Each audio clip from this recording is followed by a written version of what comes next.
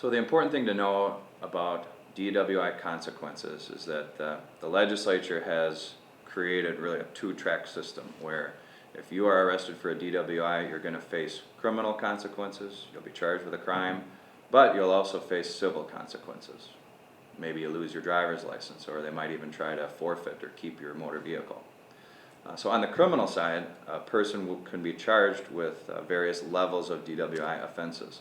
So a first offense without any real aggravating circumstances, you'll just get a misdemeanor.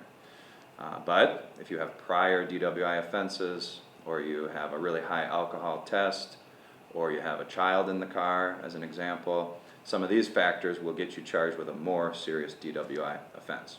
So it can go from misdemeanor up to gross misdemeanor, even up to felony level in Minnesota if you have enough prior offenses.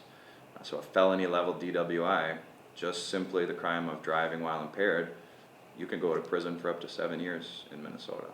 So on the civil side, you'll face consequences like revocation of your driver's license. That can be anywhere from 30 days up to 6 years for the most serious cases. You also will face plate impoundment. That's those whiskey plates that we hear about, and you see them out on the roadway. They're white plates. They always start with the letter W, pretty much, branding you and your car as a DWI offender out there on the roadway. And then even more serious cases, you can be subject to a vehicle forfeiture, and that's literally the city or the police department or the state patrol taking your vehicle and keeping it forever.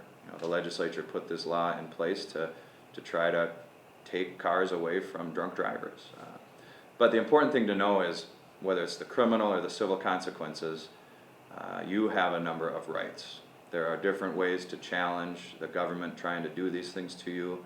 You can have a lawyer help you with this all the way, and that's what I'd recommend that you do.